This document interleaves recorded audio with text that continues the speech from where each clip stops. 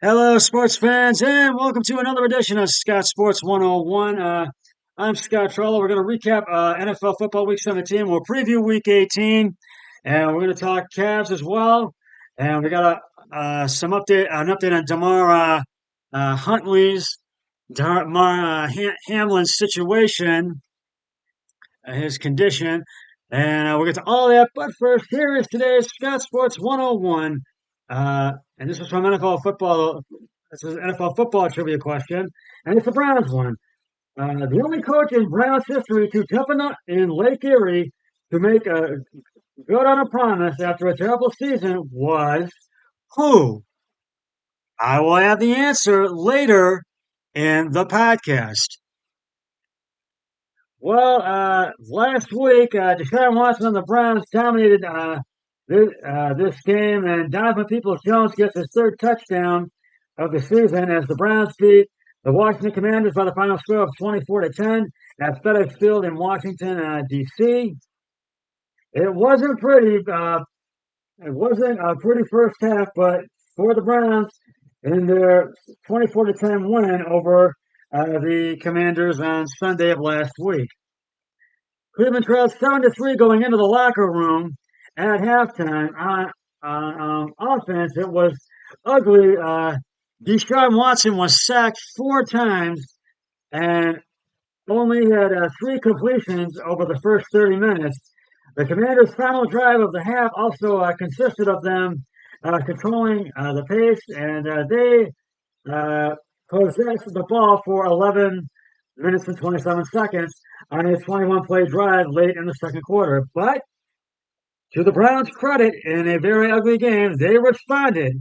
The defense stopped Washington from the dreaded double dip when teams score at the end of the first half and beginning of the second, like the Saints did to the Browns the previous week. And the offense finally got into the rhythm of the pass game, offering a glimpse into the future. The Browns may not have playoff hopes, but those glimpses are not meaningless. Amari Cooper had a great game, even though after not being targeted in the first half, he ended the afternoon last week with 105 yards and 2 touchdowns from 46 and 33 yards on only 3 catches and 4 targets, but sandwiched in between those 2 Cooper touchdowns was one from Donovan Peoples-Jones, the number 2 wide receiver who has developed quite a rapport with Watson since the QB's 11-game suspension ended on the 13-yard third quarter touchdown score. Watson found Peoples-Jones underneath. The wide receiver dove across the goal line, giving the Browns a 17-7 lead. The Cooper throws were great, but Cooper did a lot of work on them picking up yards after the catch when it came to his best throw of the game. And Watson cited Peoples-Jones for the touchdown. And we were actually talking about that on the sideline, Watson told reporters after the game. Honestly, I think it was probably the DPJ one. It's just both the crosser and the out route was good. And that was all Amari Cooper. That was all Amari after that, making a catch. But I think the DPJ one was really good because that was a red zone possession. That was a possession where he was a backside read, and everything on the front side was developing.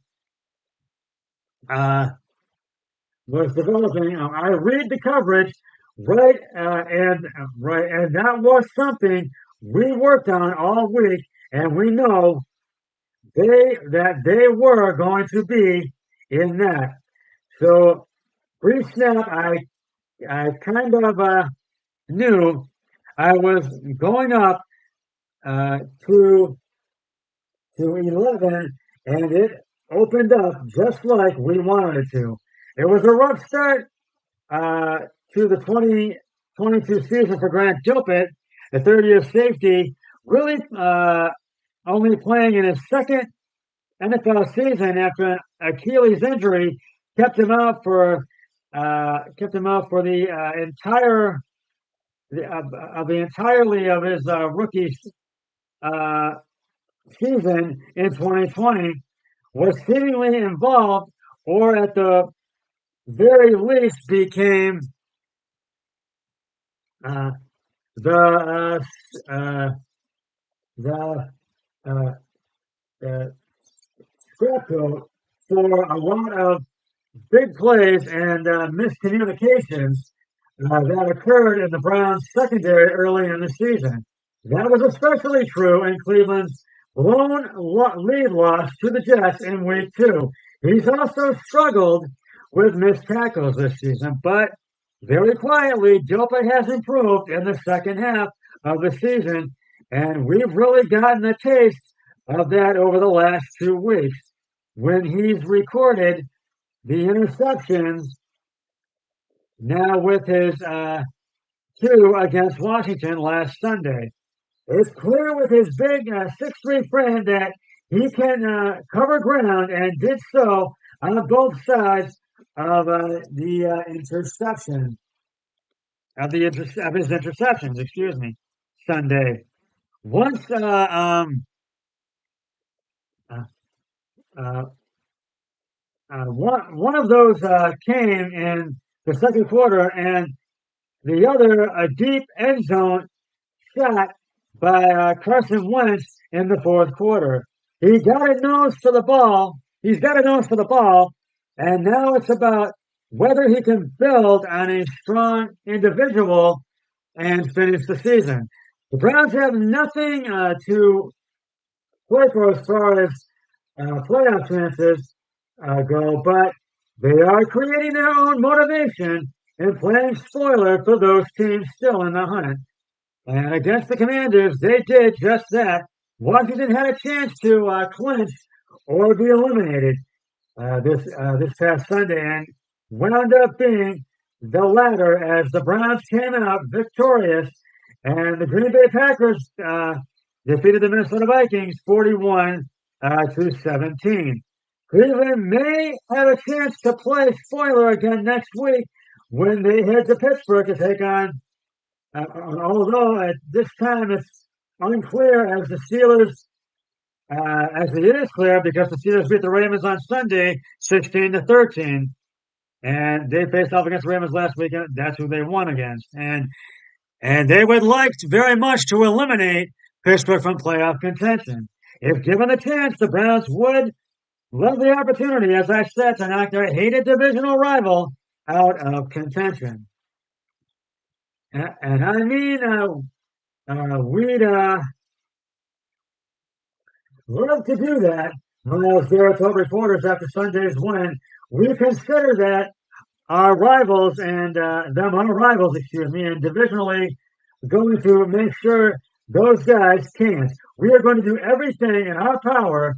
Much respect to them for being in this position, but we live for times like this, and hopefully next Sunday the Browns can eliminate them by beating the Pittsburgh Steelers. I'm not going to recap this one and get the highlights because it's already been. But I did take the Browns and won, and I won these week's picks. I was 11-4. My brother-in-law Eric Hoyer was 9-6. We have an update, and hopefully, I've got one more thing about the Browns. Hopefully, at this time next year, the Browns will have more to keep fighting for. Hopefully, they will be in the playoffs. Hopefully, we can get back into that. As you know, the game between the Bills and the Cincinnati Bengals was canceled Monday night because Buffalo Bills safety Damar Hamlin who is 24 years old and remains in critical condition at UC Hospital in Cincinnati on, on Tuesday and the rest of the week after suffering cardiac arrest mid-game on Monday night, his team said. And he collapsed during the first quarter. And but the Bills went up 7-3. They scored a touchdown. The Bengals had a field goal, and he was taken to the hospital.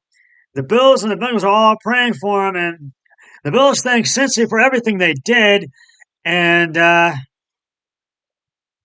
and uh, uh, his uncle, Damar Hamlin's uncle, Dorian Glenn told CNN and other media sources that this is CNN that Hamlin is still sedated after having to be he had to be resuscitated twice, but that he seems to be trending upwards in a positive way, and he has made some significant improvement. He is responding to the he's on a support, life support, and he's on a meter. He's on a respirator, and hopefully he is hopefully going to get better, and hopefully he will.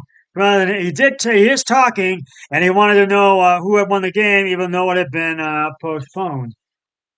And the NFL said the game between the Bills and the Bengals will not be rescheduled this week, and that there is no decision, and that no decision has been made about playing at a later date. So we don't know if it will be rescheduled. But the minute we find out if it is, we will let you know. We will get to the Cavs in just a moment. But first, it's time right now to reveal the answer to today's Scout Sports 101 week NFL football trivia question. This is kind of from last week, but we'll do it for this week, and we'll do one for this coming weekend after both Saturday and Sunday because there's 2 games Saturday.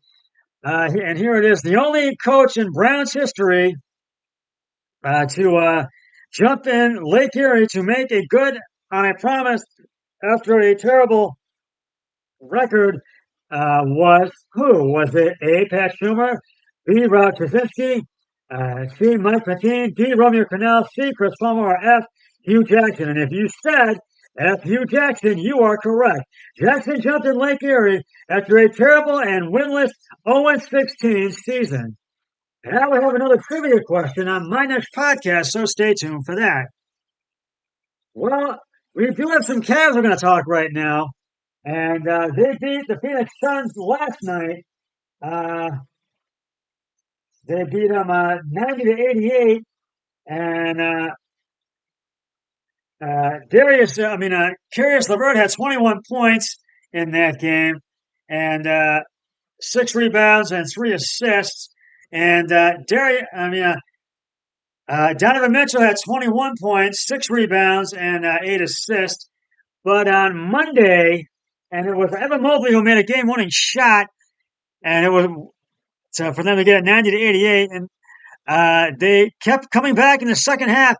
But on Monday, and managed to get the win. They're 25-14 in the season. But right now, Monday, Donovan Mitchell had one of his best performances by far, scoring a total of 71 points as the Cavs beat the Chicago Bulls in that game in overtime, 145-134 Monday at Rocket Mortgage Fieldhouse.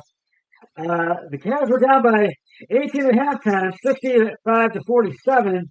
But in the second half, it was all Cavs as they dominated the entire second half to come from behind to win in overtime. Donovan Mitchell snapped out of his slump in historic grand fashion Monday night as he led the short-handed Cleveland Cavaliers back from a 21-point deficit to their second straight victory over the Chicago Bulls, 145-134, as I mentioned, in overtime inside Rocket Mortgage Fieldhouse. The 71-point performance put him in rarefied air with the likes of Will Chamberlain, Kobe Bryant, and NBA greats. And here's an NBA greats. Here's a deeper look at Mitchell's unforgettable night by the numbers. Would anyone believe this guy went 5 of 16 from the field and 0 for 6 from deep just 2 days ago? And in just his 34th game as a member of as a Cavalier, Mitchell joined Hall of Fame company as he dropped a career high 71 points, 11 assists, and 8 rebounds in a legendary performance. The three all-time uh, All-Star went three-time All-Star went 22 of 34, 64.7% shooting from, and including 7 of 15, 46.6% from point range. He nabbed 8 of 10, 80%, uh, uh, 12 in the restricted area, uh, and and 12 of 16, 75% inside the paint. He knocked down a career high 20 of 25, 80% free throws. And his 42 points in the second half was the most up by any Cavalier in franchise history. 55 of his 71 points came in the second half and overtime, where he played the entire time, logging a season high 50 minutes. His masterful outing puts him uh, with a legendary that has scored 70 or more points in an NBA game. That club includes Wilt Chamberlain 6 times, Kobe Bryant, David Thompson, David Robinson, Baylor, and Devin Booker. It's tied for the 8th highest single game scoring performance in NBA history. Mitchell became the only player in NBA history to have 70 or more points, 11 more assists, and 8 or more rebounds in a game. No other player has ever recorded a 70-point 10-assist game. Mitchell passed Luke Donic's 60-point for the highest single game point total in the NBA this season. It's the highest scoring game since Kobe Bryant's 81-point masterpiece in 2006. Mitchell also passed LeBron James 57 and Kyrie Irving 57 points for the Cavaliers' all-time leading single-game scoring record. And Mitchell scored or assisted 99 points on Monday night, a career high, according to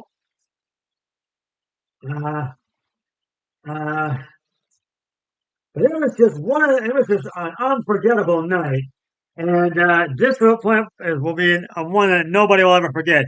That's just about going to wrap it up for Scott Sports 101 NFL football for this NFL recap and NFL football and just Scout Sports 101 NFL football. And I'll be back Saturday with the NFL and Sunday as well. But until then, always remember, be a team player each and every day in every way possible. So long, everybody.